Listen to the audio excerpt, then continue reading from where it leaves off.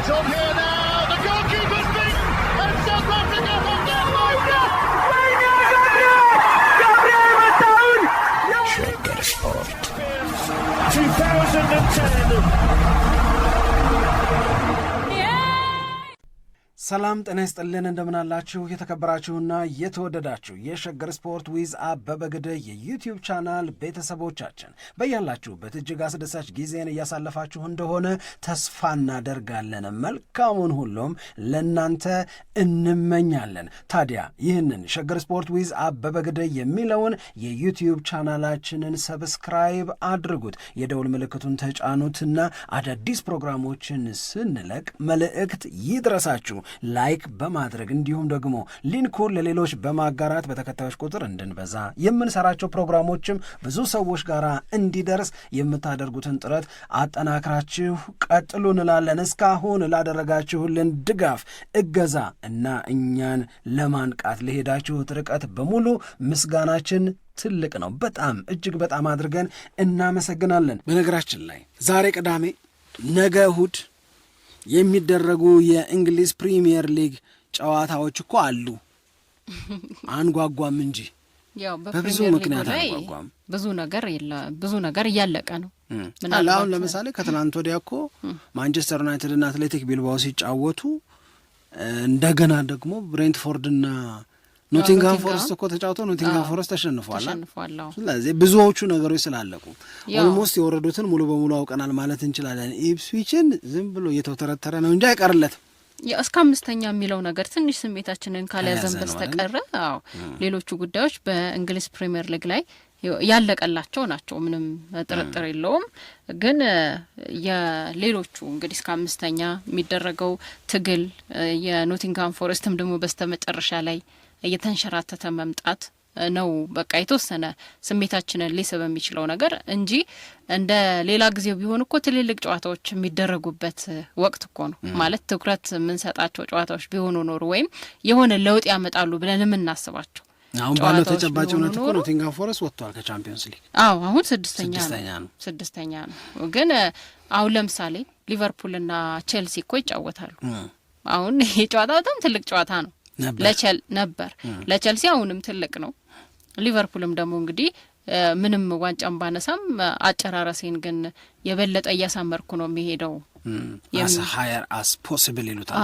እንደዛ ካለ የበለጠ ትኩረት ሊሰጠው ይችላል። ግን የተመልካችን የመከታተል ፍላጎት ግን በተወሰነ ደረጃ ትንሽ ቀዝቀዝ የሚያደርጉ ይመስለኛል። አሁን እንግዲህ የሊቨርፑልን ሻምፒዮንነት ካነሳን ዛሬ የምንነጋገረው ይሄ ጨዋታ በዚህ ምክንያት በጉጉት ይጠበቃል ምናምን የሚለውን አይደል። ሊቨርፑል 33ኛውን የውድድር ዓመት ዋንጫ በማንሳት አጠናቋል። የሊቨርፑል ድል እንዴት እንደመጣ ይሄንን የውድድር ዓመት ስንከታተል አይተናል። አንዳንድ ነገሮችን ወደ ኋላ ሄደን እናስታውስና የዛሬው የውይይት ሀሳባችንን ለአድማጮቻችን አስቀድመን ነግረን እነሱ ሀሳብ ቢሰጡበት በጣም ደስ ይለኛል። በዩቲዩብ ሀሳብ መስጫ ላይ፣ በቴሌግራም በ8101 በመደወል በፈለጉት መንገድ ሊነግሩን ይችላሉ። እንግዲህ መርሳት የሌለብን 33ኛው የፕሪሚየር ሊግ የውድድር ዓመት አሸናፊ ሊቨርፑል ነው ስንል ከዛ በፊት 32 ውድድሮች ነበሩ። 32 ጊዜ ቡድኖች ዋንጫ አንስተዋል። ያ ማለት 32 ናቸው ማለት አይደል። ለምሳሌ ማንቸስተር ዩናይትድ ብቻውን 13 ጊዜ ስላሸነፈ እስከ ዛሬ ድረስ 1992 ላይ ፕሪሚየር ሊጉ እንደ ካምፓኒ ከተቋቋመ ጊዜ ጀምሮ 7 ክለቦች ናቸው የፕሪሚየር ሊጉ ዋንጫ ምን እንደሚል አሸንፈው የሚያውቁት እነሱ ናቸው። ግን ድል ሁሉ አንድ አይነት አይደለም ካልን፣ ድልስ እንደ እንትና ነው ካልን አንድን ድል ከሌላ ድል ጋር ማነጻጸር ውስጥ የምንገባ ከሆነ በእነዚህ 33 የውድድር ዓመቶች ውስጥ የማን ድል ይበልጥ ውብ ነው ዛሬ የምንነጋገረው። ለየትኛው ድል የበለጠ ክሬዲት የበለጠ ዋጋ ትሰጣላችሁ ነው። ስለዚህ እነዚህን 33 የፕሪሚየር ሊግ ሻምፒዮናነቶችን ራንክ እናድርግ፣ ደረጃ እንስጣቸው፣ በቅደም ተከተል እናስቀምጣቸው። ይሄኛው የበላይነት የታየበት ዋንጫ ያነሳው ቡድንም እጅግ ድንቅ የነበረበት ስለሆነ ሻምፒዮንነት ሁሉ ዋጋው ትልቅ ቢሆንም ነገር ግን የማን ድል የበለጠ አሳማኝ ነው፣ የበለጠ ውብ ነው፣ የበለጠ ኃያልነትን የገለጠ ነው የሚል ነው። በዚህ ጉዳይ ላይ ሀሳብ የሰጡ ሰዎች አሉ። ድልማ አንደኛ ድልማ የሚባል እነዛ ሰዎች ባሉት መስማማት ግዴታ አይደል። እነሱ የራሳቸውን ምክንያት አስቀምጠዋል። እኛ ደግሞ የየራሳችንን ሀሳብ ይዘን ኖ ድልማ ምናምን ልንል እንችላለን። እንደው 33ቱን ባንዘረዝር ቢያንስ 15ቱን እንጥቀስና በእነዚህ እነሱ ከአንደኛ እስከ 15ኛ ያስቀመጧቸው ድሎች ውስጥ አንደኛማ ይሄ ነው የሚል፣ ሁለተኛማ ይሄ ነው የሚል የራሳችሁን ቦታ ልትሰጡ ትችላላችሁ፣ ወይም ሰዎቹ በሰጡት ሀሳብ ልትስማሙ እናዛው ልንጨርስ እንችላለን። አዘባርቀዋለሁ የእነሱን ደረጃ አሁን ለአድማጮቻችን የምንነግረው በዚህ ከአንደኛ እስከ 15ኛ ደረጃ የተካተቱት ምርጥ ሻምፒዮንነቶች ድልማ እንደነዚህ ነው ተብለው እስከ 15 የገቡትን ነው። ለምሳሌ 15ኛ እነሱ ያስቀመጡት በ2011-12 የውድድር ዓመት ማንቸስተር ሲቲ ዋንጫ ያነሳበትን የውድድር ዓመት ነው።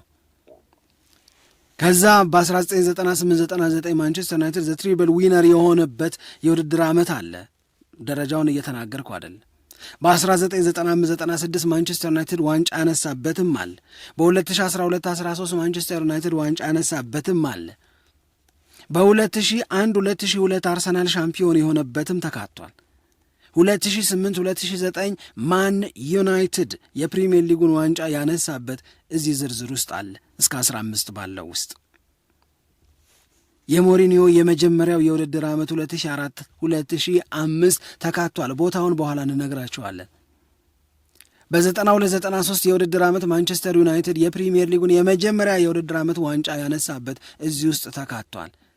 ማንም ያልጠበቀው ሲሆን የተገረምንበት እስካሁን ድረስ የመደነቅ ስሜታችን ያልበረደው ሌስተር ሲቲ በ2015-16 የውድድር ዓመት ዋንጫ ያነሳበት እዚህ ተርታ ውስጥ ተካቷል።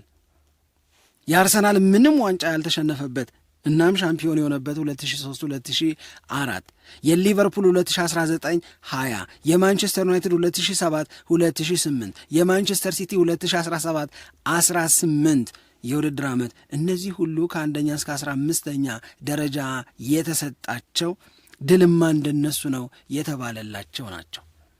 አሁን ለነሱ የትኛው አንደኛ የትኛው ሁለተኛ የትኛው 15ኛ እንደሆነ እናነሳለን። እናንተ እንድታስታውሱት ያህል ነው ከአንደኛ እስከ 15ኛ የገቡትን አለፍ አለፍ እያልን የጠራ ነው። አሁን መጥቶላቸዋል ምስሉ። በተለይ የረጅም ጊዜ ኳስ ተከታታይ ከሆኑ በእርግጠኝነት ምስሉ መጥቶላቸዋል። ወደ መዘርዘሩ እንሂድ። እንጀምረው የተወሰኑትን ቢያንስ እኔና ከመልእክቶች በፊት የተወሰኑትን ብንመለከታቸው በጣም አሪፍ ነው። ከስንተኛ እንጀምር? ደረጃውን እየሰጠው ትሄዳል። ከመጨረሻው የመጨረሻ ማለት 15 አይደል ያልኩ 15ቱንም ለማውራት በቂ ጊዜ ላይ በቃ ይችላል። እሺ ወይ 10ን እንያቸው እስቲ። ከ8 እንጀምር ይሻላል። እሺ እያሽቆለቆልን እንሄዳለን። እሺ ጊዜውን ለመጠቀም ነው። ጊዜ ካለን እነዛን ለመዘርዘር ከ10 ስሞቹ ልጥራለሽ። 10ኛ ደረጃ ላይ የተቀመጠው 2001-2002 አርሰናል ዋንጫ ያነሳበት የውድድር ዓመት። እሺ የነ የንስ ሌማን የነ ዴኒስ ቤርካምፕ ምናምን ኃያልነት የታየበት ፒክ ላይ የደረሱበት ለ2003-2004 ምንም ሳይሸነፍ ዋንጫ ለበላው አርሰናል መሰረት የሆነው 2001-2002 ላይ ዋንጫ የበላው አርሰናል እሺ እሱ 10ኛ ነው። የ2021-22 ማንቸስተር ሲቲ 9ኛ ነው። አሁን 8ኛው ላይ ደርሻል። የ1992-93 ማን ዩናይትድ 8ኛው ምርጡ ሻምፒዮን የተባለ ነው።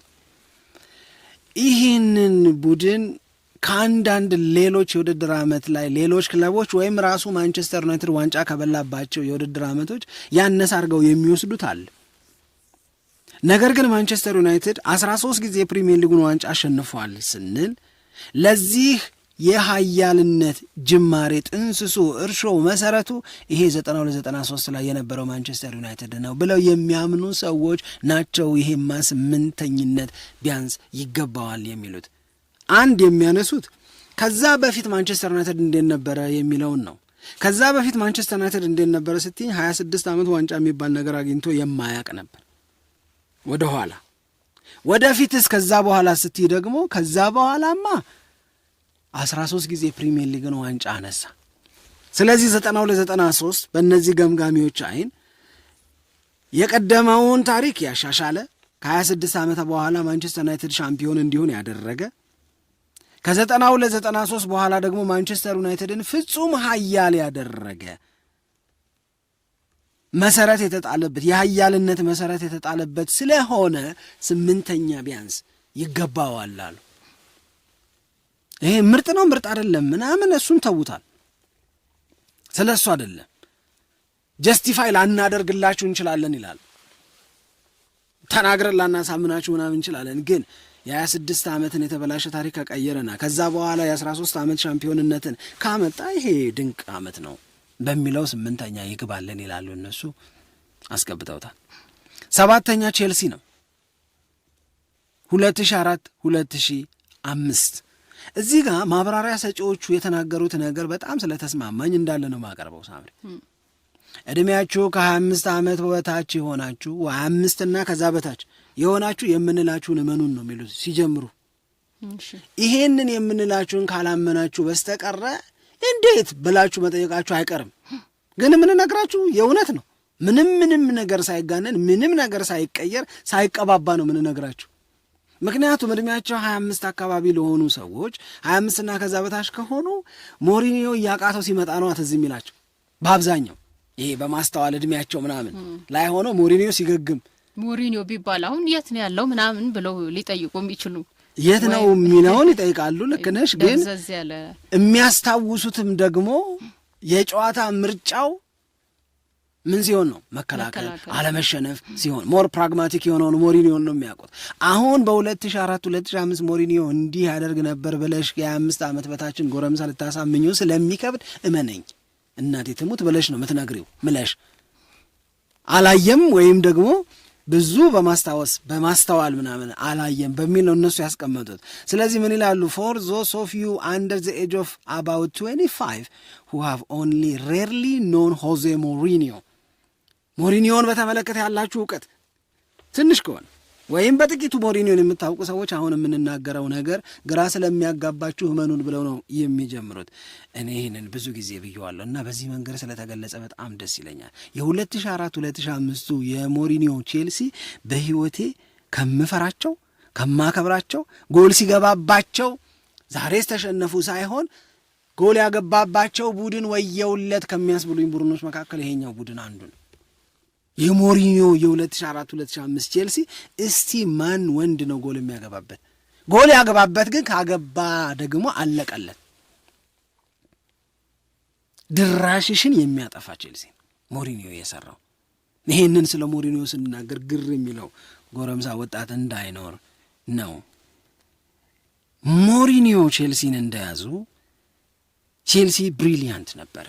ምንም ጥያቄ የለም። the most አስፈሪ አደገኛ የሚያደርገው ነገር በሙሉ የሚገባው እና የሚያምርበት ቼልሲ ነበረ። ላይወደድ ይችላል። ቅድም ባልኩሽ መንገድ የምትፈሪውን ነገር ማትወጂ ከሆነ አትወጁ፣ ያስፈራል ነው ምለው እኔ። ነገር ግን በዛ የውድድር ዓመት ቼልሲ 15 ጎል ብቻ እንደገባበት ብነግርሽ በሙሉ የውድድሩ ዓመት 2004-2005 ላይ ቼልሲ የገባበት ጎል 15 ብቻ ነው። በኮንቴክስት ላስረዳሽ ይሄንን። በዘንድሮ የውድድር ዓመት የፕሪሚየር ሊጉ ምርጥ የመከላከል አቅም ያለው ክለብ ማን? አርሰናል 15 ጎል የገባበት መቼ ነው? 15ኛው ጨዋታ ላይ። የዘንድሮ ምርጡ ተከላካይ ቡድን አርሰናል በ15 ጨዋታ 15 ጎል ላይ ደርሷል። የሞሪኒዮ 2004-2005 ቼልሲ ግን በ38 ጨዋታ 15 ጎል የገባበት። ሳምሪ ይከላከላል፣ አይገልጸውም። ጠንካራ ነው የሚለው ነገር በቅጡ ሊያብራራው አይችልም። ሰባተኝነት እንግዲህ 6ኛ፣ 5ኛ፣ 4ኛ፣ 3ኛ፣ 2ኛ፣ 1ኛ እነማን ቢሆኑ ነው የሚያስብለኝ ነው ለእኔ በግሌ።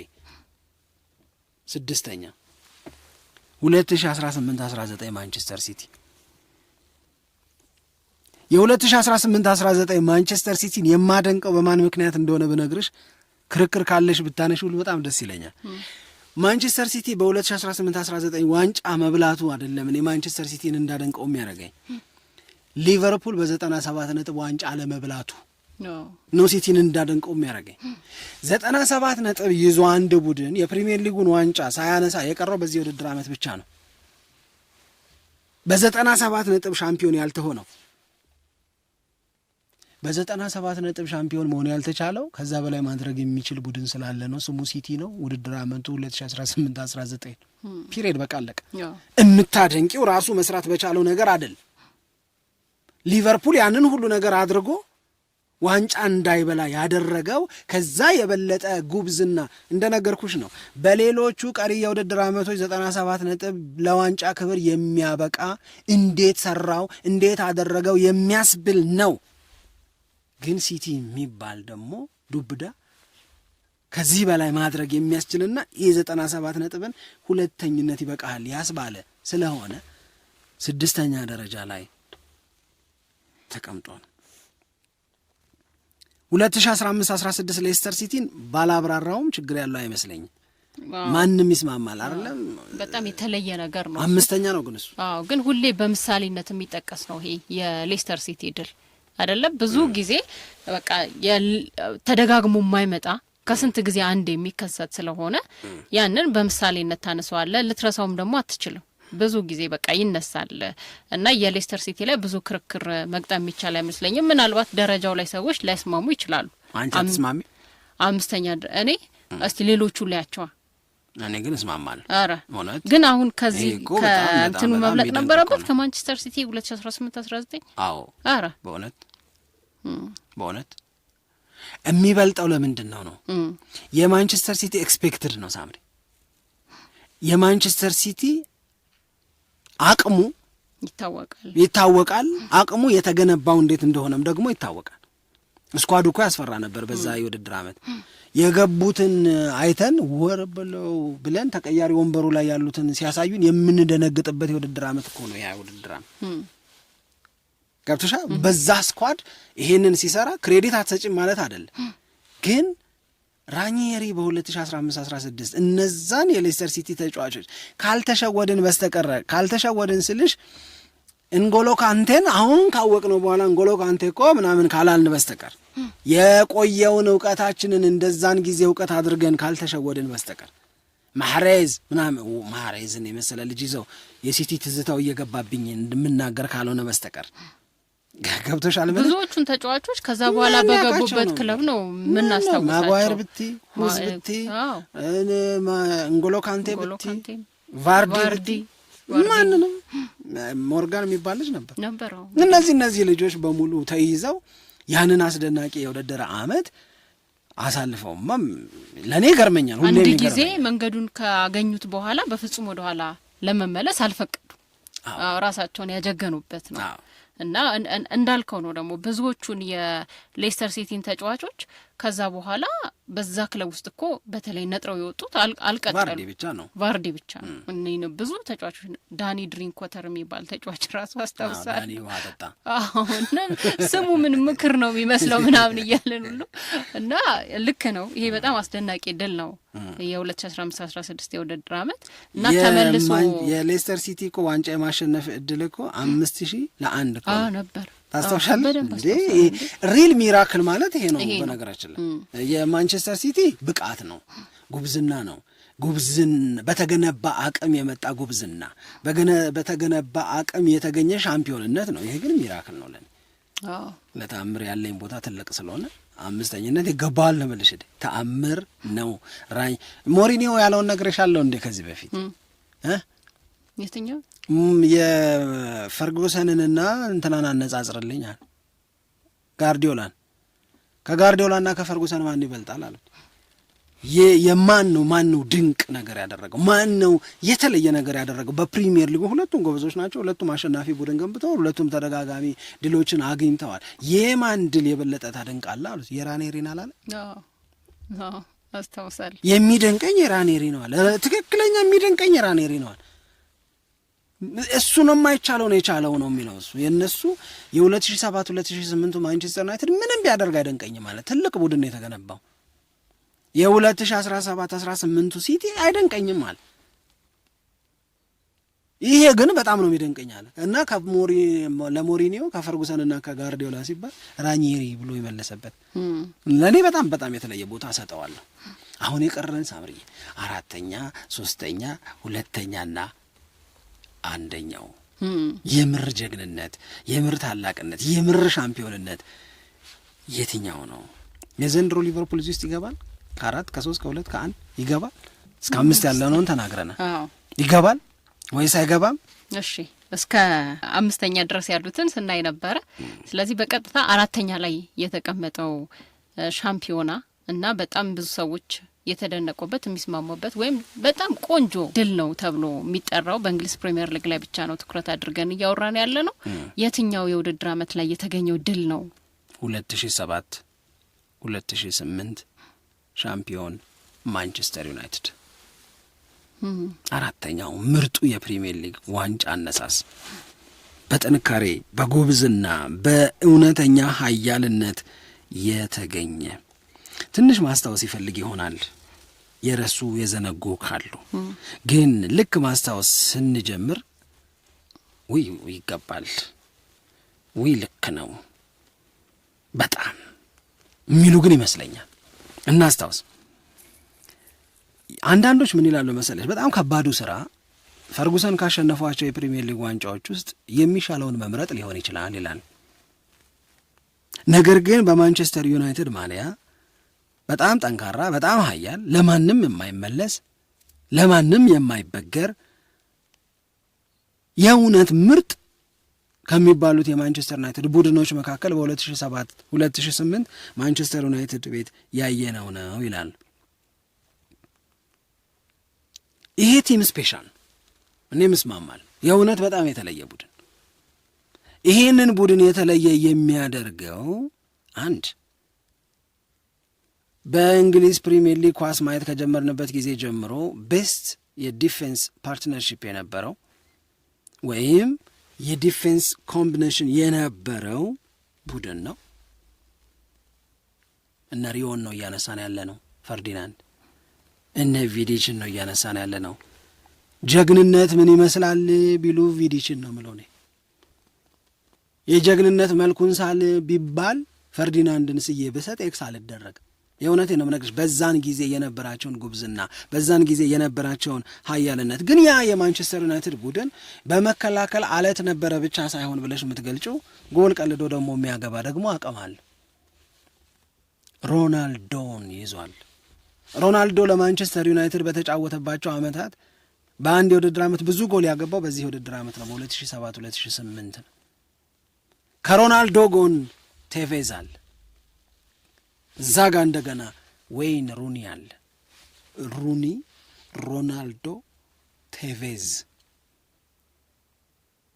ቅድም እንዳልኩሽ ሮናልዶ ብዙ ጎል ያገባበት የውድድር ዓመት ነው። ሩኒን ለመግለጽ እኔ አቅምም ቃልም የለኝም። የእውነት ለመናገር እግር ኳስን በምን ትወዳለህ ስትኝ በማየው አዝናኝ ነገር ምናምን ልልሽ ይችላል። ሮናልዶን ቴቬዝን በሚያስገቡት ጎል የምትገልጫቸው ከሆነ ሩኒ እንኳን የቡድን ጓደኛቸው ሆነ ነው የምትይው። ሩኒን ያህል ማንቸስተር ዩናይትድን ከልቡ ያገለገለ ተጫዋች ስለ መገኘቱ እጠራጠራለሁ።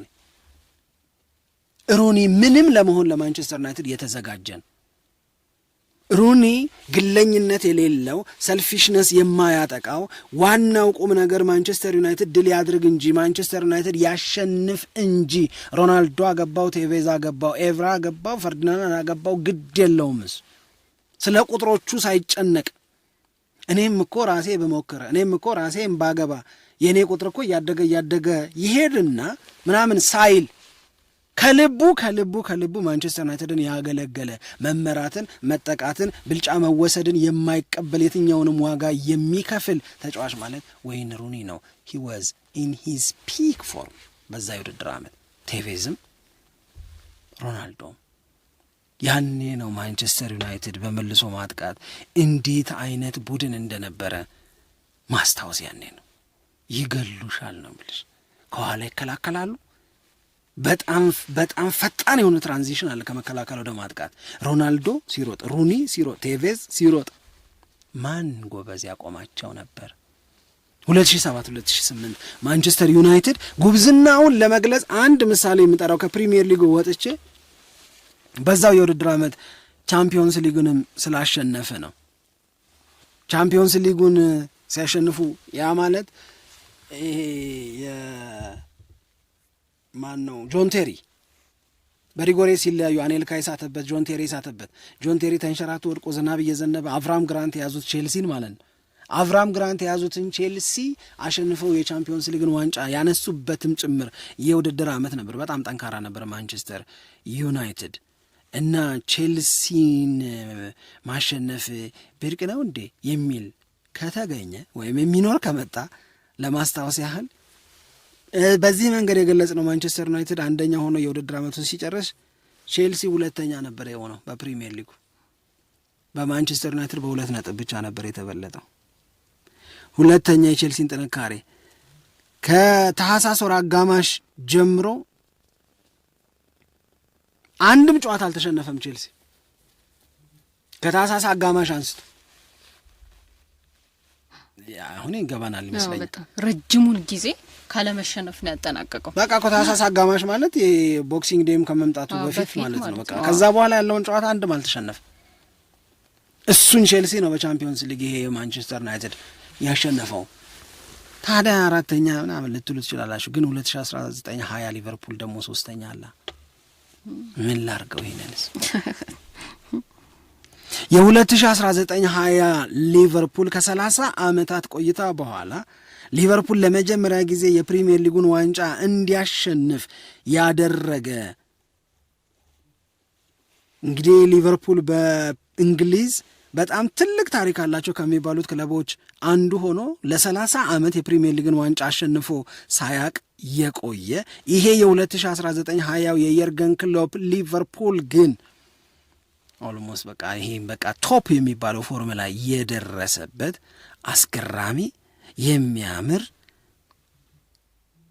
በውድድር ዓመቱ ሙሉ ኢኮኖሚ ነግሪስ 2 ነጥብ ብቻ ነው የጣለው።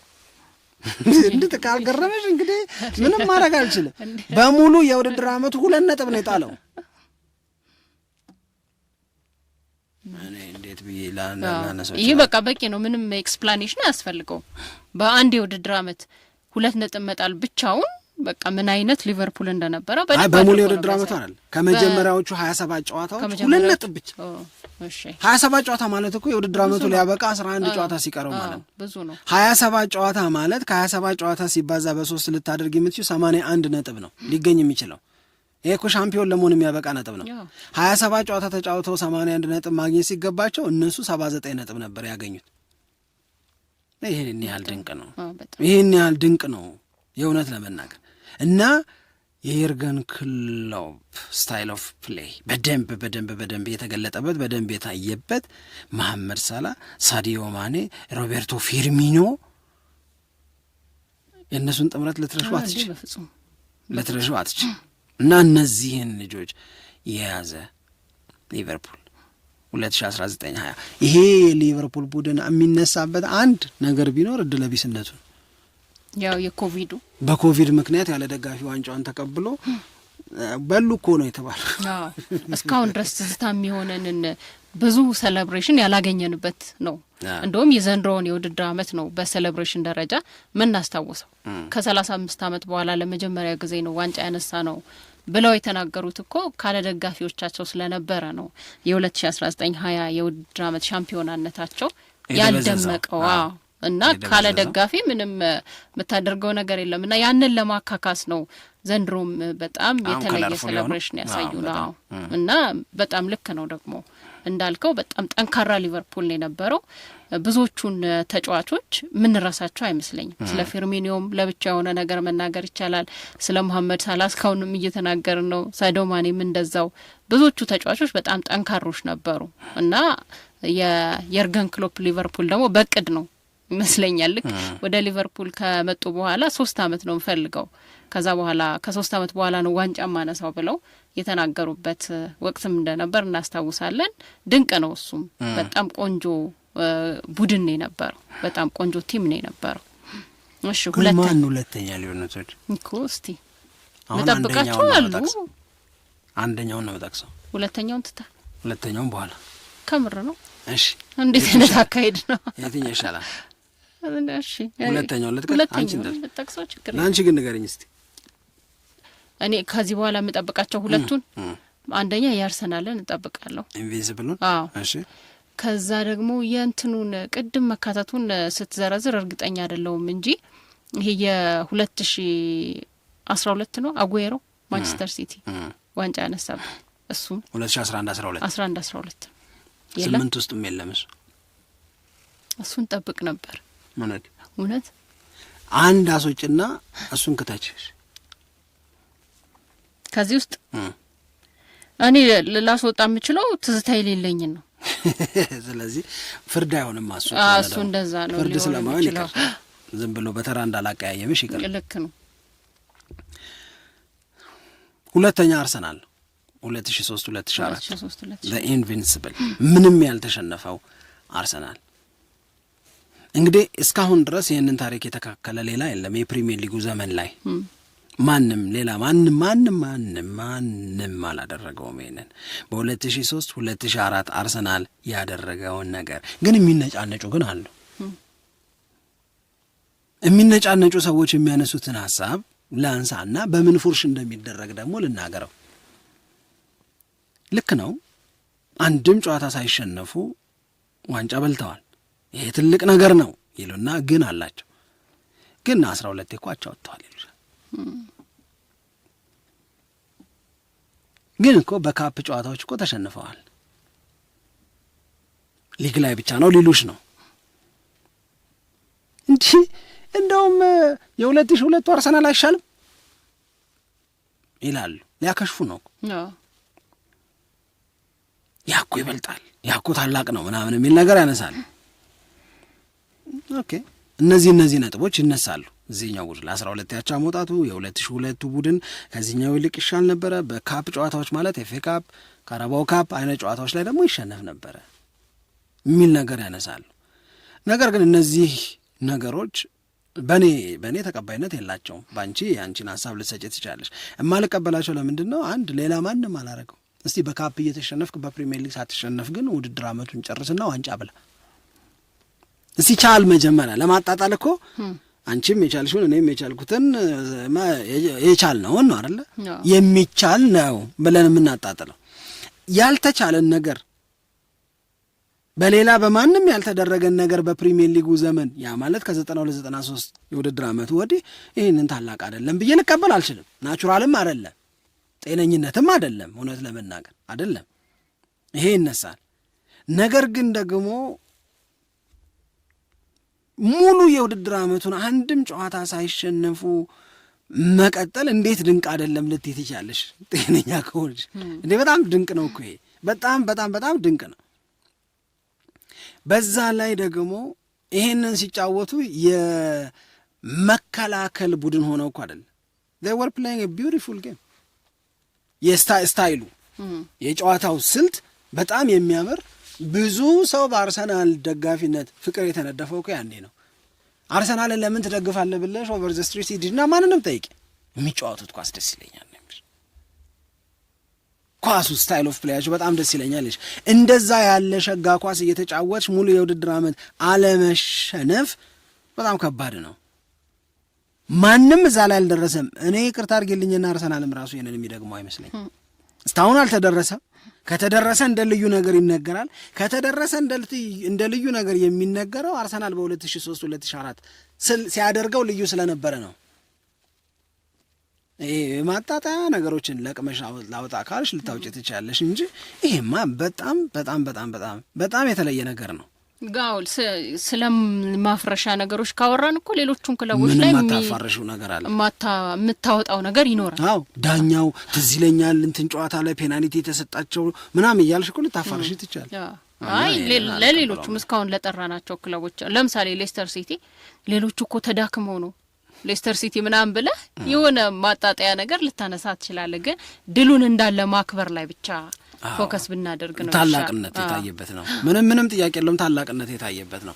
አንደኛው ማንቸስተር ሲቲ የውድድር አመት 2017-18 በእንግሊዝ ፕሪሚየር ሊግ ታሪክ 100 ነጥብ ሰብስቦ ዋንጫ የበላበት በ38 ጨዋታ 106 ጎል ተጋጣሚዎቹ ላይ ያገባበት